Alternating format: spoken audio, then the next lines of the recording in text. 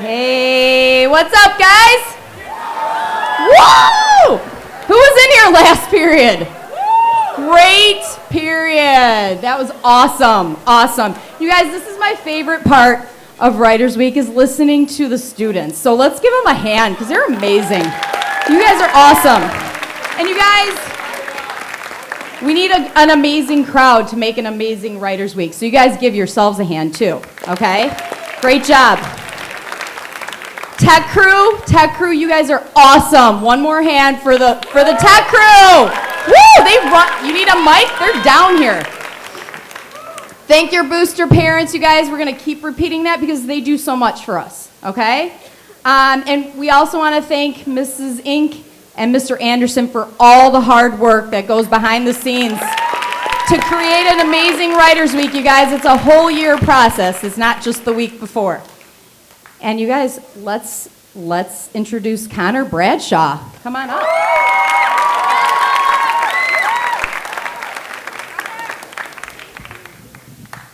Okay, so this is like the first time I've been in this auditorium not in a weird costume on stage performing. So I'm out of my comfort zone. All right, I'm gonna be reading 2 poems for you. I'll try not to be too depressing. I don't know. Oh yeah, and shout out to Mr. Anderson's AP Lit class. All right. The mirror cracked, reflecting how she felt inside. She will apply color to trembling lips and convince herself it isn't real. She will clasp her hands together, hoping to wring out the truth. She will make one extra dinner and no one will tell her to stop. He will see himself as a shadow. Phased out of the life he knew, he will gaze into your room, your unmade bed, your ruffled pillow, and won't be able to shut the door or turn off the light. She will sludge through the hallways as past memories grab at her ankles, stopping her in her tracks, derailing her. She will pass your locker and remember the kisses exchanged. She will forget what love feels like. Her fingers will graze your hair in dreams, and she won't want to wake up. He is strong, or so they think. But he will crumple, mashing his hands into his face, feeling gunshots go off in his stomach. He will question what it is he did. He will blame himself, and he will hide behind paperwork and business meetings. They will drive by your house on impulse and wait for you to come out. They will sit together but feel alone. The only escape for them will be college, but when they visit, they will replay times shared with you in their minds, and their mouths will feel as if they have been crammed with chalky powder, and they will cough, expelling their regret. He will break. He is the reason you held on for as long as you did. His room will be a minefield of past memories, each one waiting to blow his legs off. He will choke on things left unsaid, and they will spill from his mouth in the dead of night. Your life and death will be chronicled in school meetings and counselor offices. People will see warning signs 2 steps too late. People will ask themselves why you did it. The stigmas applied to mental illnesses may as well be in bold and flashing lights. But hold on. Hold on for memories yet to be created. Hold on for friendships yet to be formed. Hold on for me. Hold on for you. That's the first one.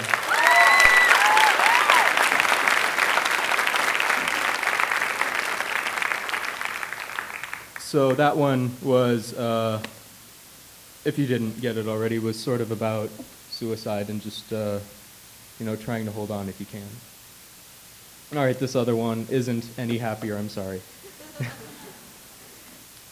There once was a girl who lived in a dollhouse. She was happy because she could spend time with the dolls. They were quiet and they'd listen. But one day, the girl decided she wanted to leave the dollhouse and found herself chained. The dolls that had such stunning exteriors hid secrets within. The girl cried out, but was muted by a world who had found something new to watch. She kicked and thrashed, careening off walls and winding herself up and down. There once was a girl who died in a dollhouse. She was sad because she had spent so much time with the dolls. But one day, the girl decided she would return to her reality and found herself alone. The dolls that held secrets unleashed them upon her. The girl stayed quiet and was unable to listen to herself. She stopped kicking and thrashing and winded herself down. There once was a girl who played with dolls, and when all is said and done, that's all you will know about her.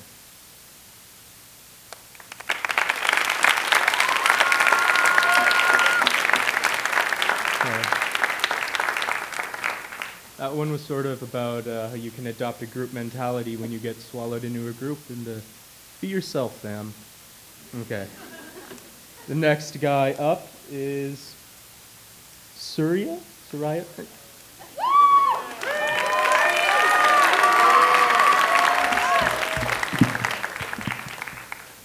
So,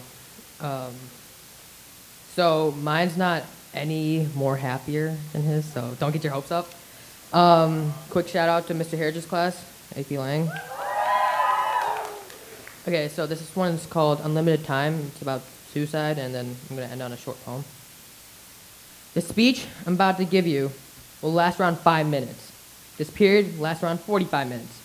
There's one death by suicide in the U.S. every 13 minutes. That's 3 people just this period. About 8 people around the world will take their lives during the speech, and about 60 people around the world will take their lives during this period, or about 1 suicide every 40 seconds.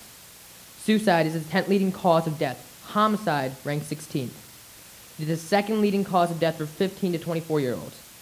And as much as we try to deny it, we have the power to stop this. No one, especially at this age, deserves to leave on a note where all hope is lost. So, if you know me at all, you would know that one of my go-to phrases used to be kill yourself. And until lately, my perception of it was 2 words are probably not going to compel you to do such an action. But as a chain of events unfolded, I had a realization. Most people don't know what others are going through and don't know what you're going through. Just as a single compliment or good grade can make your day, a single negative word can ruin it, especially in times where you don't realize if the person beside you is in a stressful time. And it doesn't take a best friend to know when something seems wrong. While many may not notice, that glowing smile you see every day or that memorable chuckle may be just a mirage of the deep turmoil that lies within. At moments like this, people may mask their pain with a lie of laughter. And even if we can't see it, it's our duty to actually give them a reason to laugh. They deserve it. So I want you all to do something. If you have your phone with you right now, take it out. And I apologize beforehand if you have shitty service. I blame Fremd. For those of you who do have service, though, text your best friend, thanking them for being with you by your side through thick and thin, coming in clutch when you needed it, making you smile, for being someone you could count on in times of despair and trouble. For those of you who don't have service, though, or don't have their phone on them, turn to the person next to them and just compliment them. It's easy as 1, 2, 3 to make someone's day.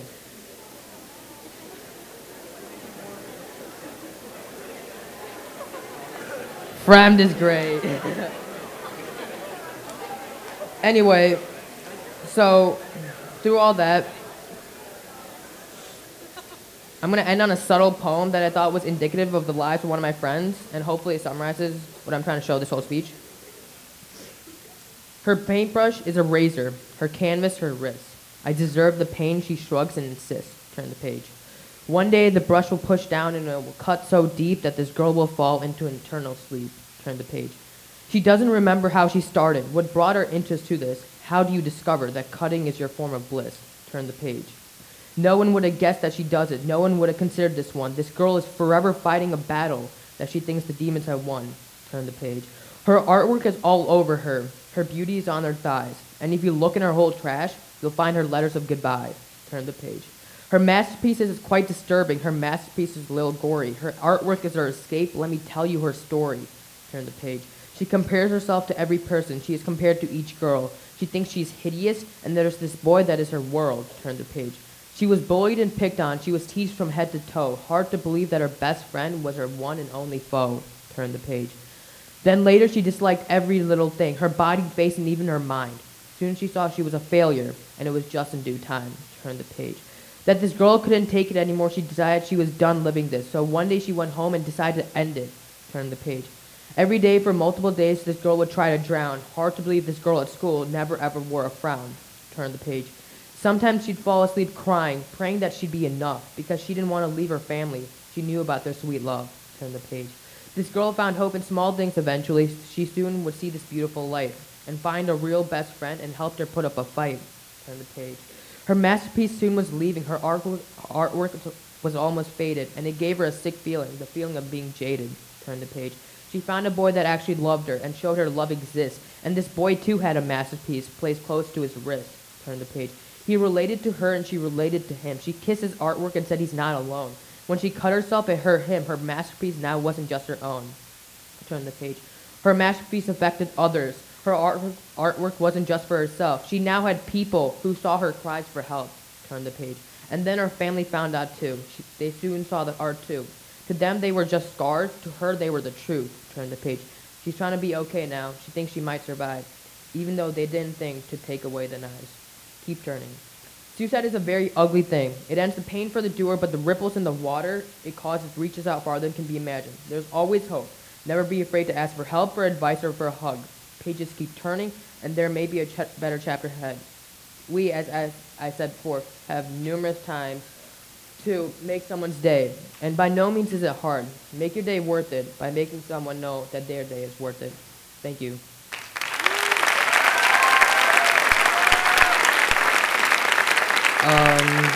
Next up is Guy DeLu. Round of applause for her.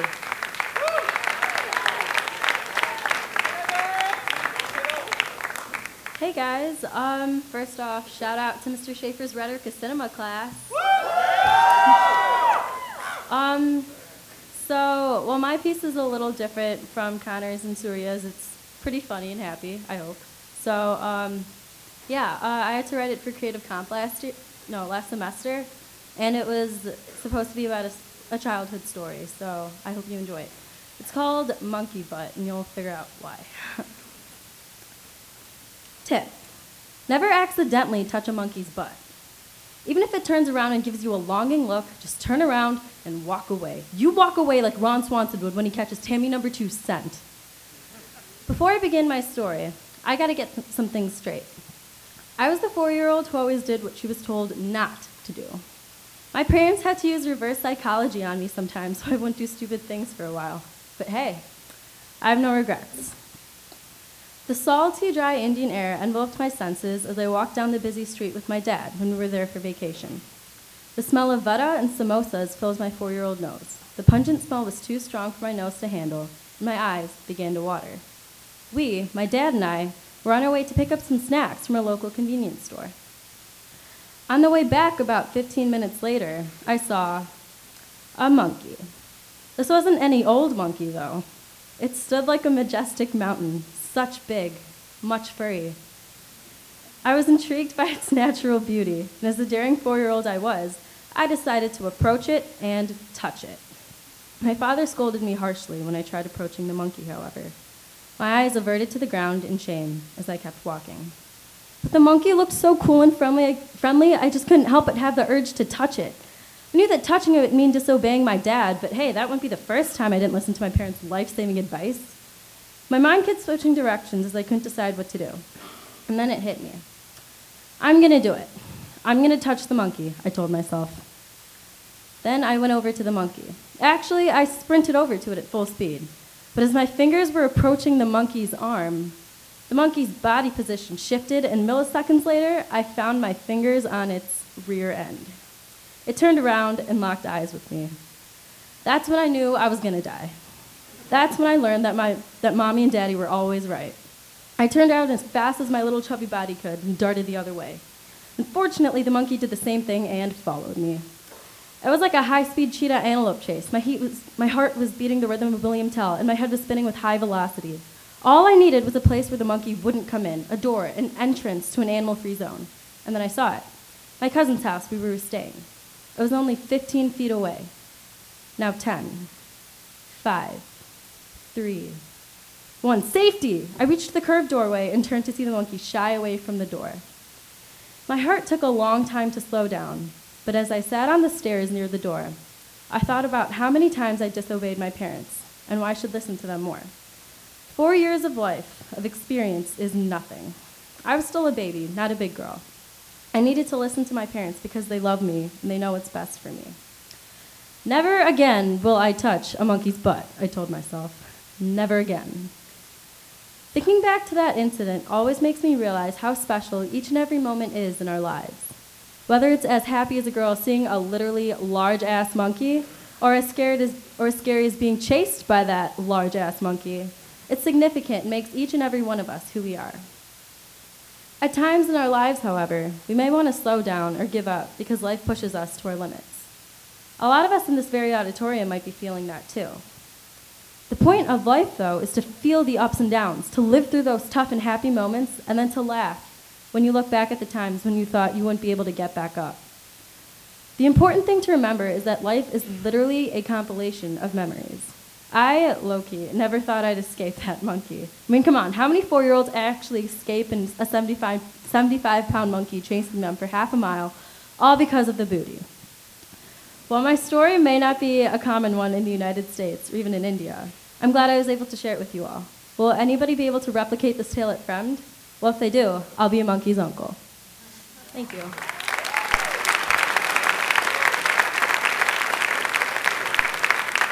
And next up, my close friend, Eden Schultz.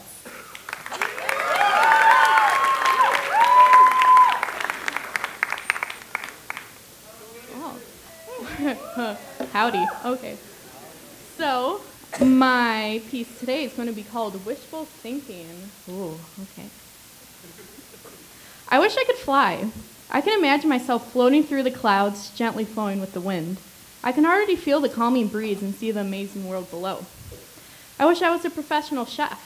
Not only would I have a new string of uncensored words, even though I have a pretty good list right now, I would be able to go on the popular show Chopped.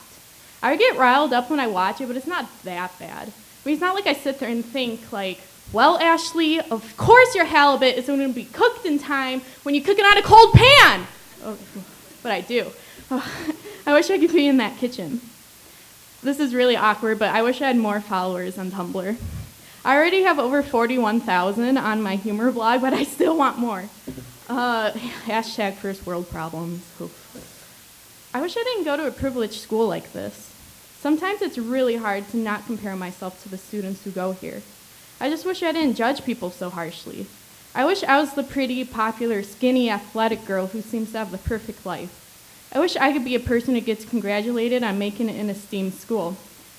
I wish I looked as happy as them. I wish I had my entire family with me.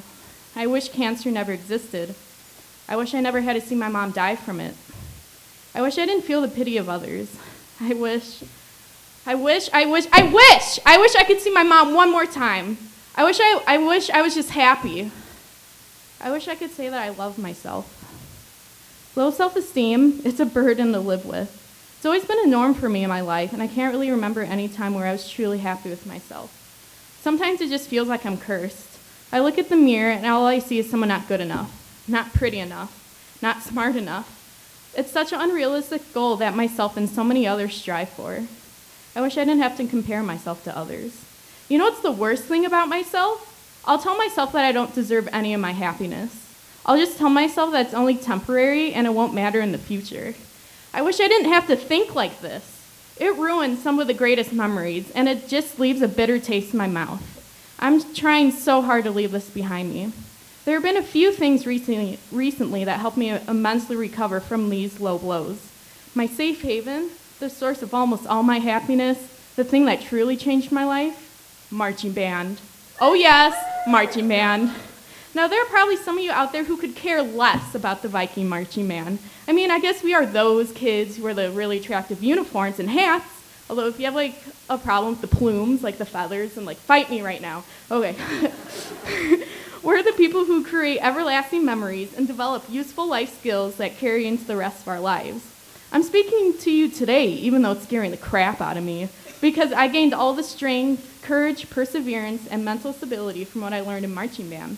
I came from being a timid sophomore year marcher. See, I didn't even march my freshman year because I thought I wasn't good enough. I thought I would be worthless to them.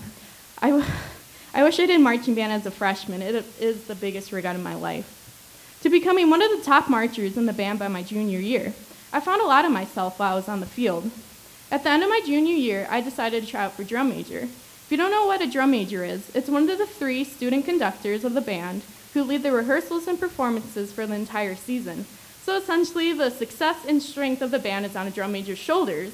So it's obviously, really low key. It's definitely made for a person like me who has crippling anxiety and can barely talk to a group larger than 10 people, much less literally screaming at 150 marchers over an entire football field on a regular basis. So why would they even possibly pick me? What can my band directors, some of the closest people who I have in my life, possibly see me for such an important role? Well, apparently they saw everything. I was chosen as one of the 3 drum majors of the 2015 Viking Marching Band. I'll always remember the exact moment I was told the news. I remember exactly what I was wearing. I remember what shirt, what shoes, which underwear, legit. The moment Mr. Fig, one of my band directors, turned to face me and said the words, "How does it feel to be drum major?" was the moment I knew my life was going to change for the good. I can't even explain what I did in that moment, but all I remember is just crying, oh my God. Whew. Oh, okay. It was the hardest months of my life. Not only was it physically straining, so try waving your arms around on a daily basis, on hours on end, and now you have to do it with 100% accuracy, and failure is not an option. If you mess up, literally, you just mess up in front of over 100 people, and you just weaken the strength of the band. But it was also so mentally straining. The strength I have achieved since day one is staggering. I know how to deal with pressure and stress rather easily now, and I know how to hide my emotions within myself. The number of times I went home after rehearsal and almost had panic attacks is staggering, but I learned to control them. I learned to get past those inner demons. The thoughts of, I wish this, I wish that, were still present, but they slowly faded away. Words can't describe how much this position has changed my life. It still seems how unreal that I was one of the people who determined the tempo for the entire show. I was the person who called the band to attention at every performance. I was the one who would turn to face the crowd, hundreds but occasionally thousands of people, and gave my salute to begin the show. I was one of the main representatives of the 2015 Viking Marching Band, hopefully someone who this organization will remember for a long time. I am the one, like so many others before me, who was strong. I'm a musician. I'm a member of the Viking Marching Band. I am me. I'm slowly beginning to realize that I don't need to compare myself to others. I don't always have to want things that aren't attainable. The process is slow, but I'm gradually accepting myself. It's so challenging, but from my amazing opportunities and positions I've been given, I know I can do it. I don't need those negative thoughts, and you know why? That's just wishful thinking.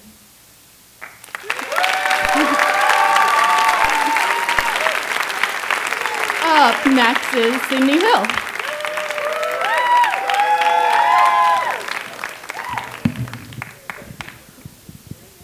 All right, hi everybody. All right, first of all, shout out to Mr. Anderson's 6-hour AP Lit class. All right, and then I'm gonna read kind of a longer poem for you guys if that's cool. All right. Finding happiness is by definition the opposite of a plan to question yourself. It's bubblegum. Not the careless schoolgirl kind, but the holding yourself together kind. A temporary fix pasting pieces of you together, lulling you into a false sense of security until you don't notice that it is wadded up and then washed away, and that you are alone and divided once more. Finding happiness is like a drug, because you find that drugs are no metaphors for people. Her name would be Oxycontin or Vicodin or codeine and you. You would not be able to keep her out of your sinuses. You can still feel her sting every time you breathe. The more times you swallowed her down, the closer she came to swallowing you whole. Her needle shot galaxies into your veins. You can still feel her chalky tongue in the back of your throat. Finding happiness is a love that will love you the way people love dinner. It's a consuming love. Drown yourself. Be submerged. You will suffocate and say, "This is breathing." It will push pieces of broken glass into your stomach so gently that you think nothing is wrong. You will say, "It is beautiful." Sometimes it feels like when it's been raining. Not just the thunderstorm kind of rain or the refreshing shower kind of rain, but the slow drizzle kind of rain that comes down steadily all day and seems like it will never stop. the kind of rain that turns the whole world gray. The sky, the buildings, and the ground all splotched out versions of slate, like the harsh lines of the city were filled in by a kindergartner with only one bottom-of-the-art thin piece of watered-down charcoal. Finding happiness is a clouded sheet of glass, the juxtaposition of strongly protective and easily shattered. It's walking around with a letter in your head whose composition is a line that cannot be crossed backwards. It makes you feel like a gutted fish sliced lengthwise down the gills, floating upside down in a tank of your own self-doubt. It's realizing there is a too often confused difference between probability of failing and failure to feel something real. It's watching adults clutch past realities, their minds warping them into something prettier, something nicer, something that was never even real, something more easily remembered. It's a person curling themselves around you like they were afraid you'd melt back into the person you were before you were theirs. It's letting their ghost sit in the pit of your stomach and taking their bruises and pressing them into your own skin like little purple butterflies that make you feel like you were needed. It's having no one ask if you're okay and being both relieved and disappointed. It's the feeling of not missing anybody. It's being every overused trope in fiction. It's blurring the line between content and numb and spilling cement into the cracks of who you are, rubbing them down with sandpaper until they are smooth and pretty and normal. Then it's reaching the conclusion that unnoticeable is not synonymous with non-existent. It's finally reaching that warm atmosphere that can thaw the chill that ripped through your jacket and settled in your bones. It's feeling like one of those Russian nesting dolls, layer inside of layer, eyes and lips and flowers on cheeks carved into wooden faces with knives. It's realizing that all a Matryoshka doll needs to be beautiful is a few well-placed scars. Thank you.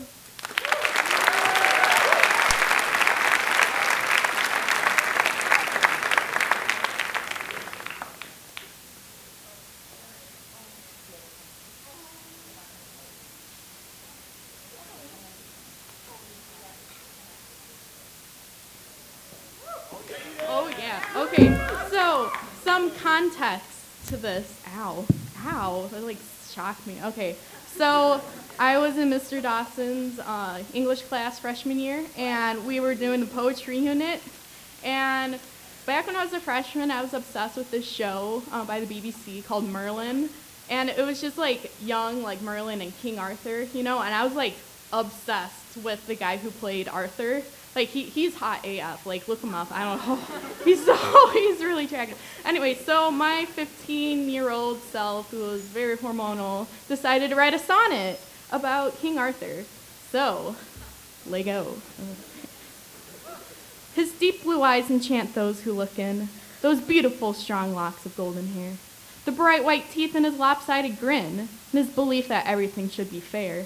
His glistening chainmail paired with royal red, the kingdom he made with his humble heart.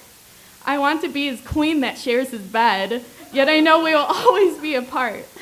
The burden pains I feel when I see him, to know we will never be together, and now sadly my heart is made of tin. We will never see each other forever, because my love never once existed. He's from those legends that are quite twisted. Ooh. Thanks, Mr. Dawson.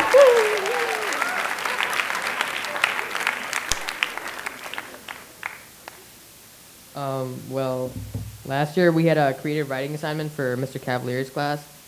This one's titled Sir Yeats' Mixtape. I don't know why I titled that, because it's just a bunch of poems, but this one's called Limited Time. Sitting here tense, I should relax a bit. Pissed about my problems, but they say I should get over it. But moving on, it's never as it seems. It's hard to see the bigger pic and figure what it all means. I'm all alone, never wanted to be on the throne. Just wanted a special friend to give them my time to spend, but no, I can't comprehend why they say I can't have one. What's wrong with me? Do I just run and run like the rest of my life, kill my strife with a knife? Then I remember, who gave me this life? He told me, just you would suffice. I don't need a change, even though they think I'm strange. He made me for a reason, different is good, just look at every beautiful season. I can now take off the hood and not worry if I look good. Right now it's dark, but I flip the switch and hit the lights. My vision less blurred, and now I know I'll be alright. Storm clouds keep gathering, but further down, the road looks bright. My wings are spread, and I'm in flight. Another day, another fight. Thank you.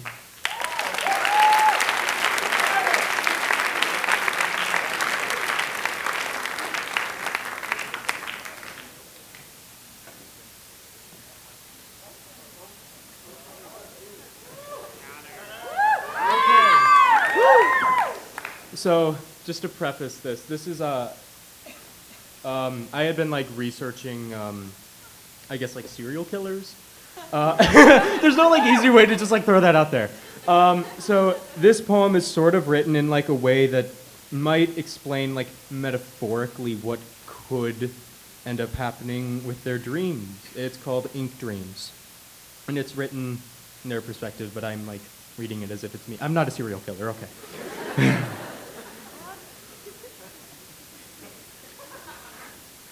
My dreams shimmer in the moonlight and dance in the cool glow. They dart to and fro, their cries of glee echo and permeate, breathing life into the land. They giggle and sprint into fields of ivory cornstalks and creeks bordered by marble slabs brimming with chilled blue paint. As they run, their blue footprints tattoo the spongy gray ground, leaving behind navy trails of places discovered and undiscovered. But what happens when a dream runs out? What happens when a dream stops to shimmer and starts to dimmer? One dream stops shimmering in the moonlight. It doesn't dance, it doesn't echo, it doesn't sprint. Its footprints are dusted away by time. Activity surrounds the dream, but like a black hole, the dream inhales everything and produces nothing.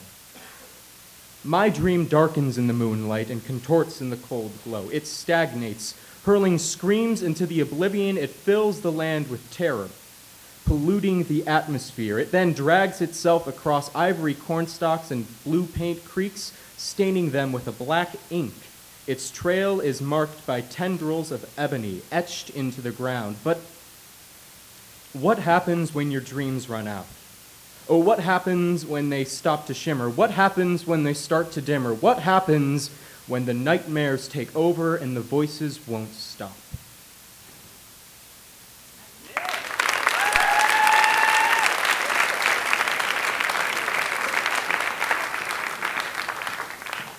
You guys, by the way, Connor hosted the latest Right Life, right?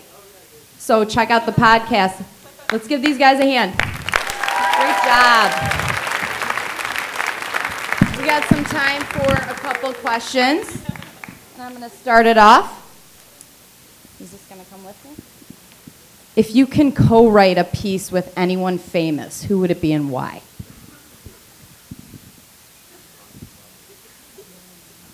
Jesus. Dang it. I was actually thinking Jesus, but yeah, because Jesus is pretty awesome. Yeah. E.L. James, 50 Shades of Grey author.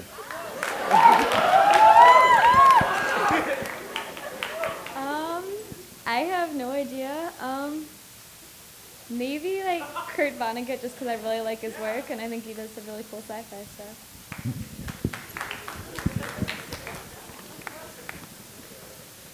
Probably Neil Patrick Harris, because like he's a god, so.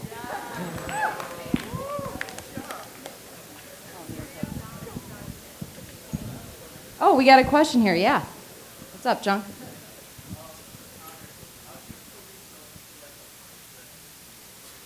Connor, how did you put yourself in the mindset of a serial killer?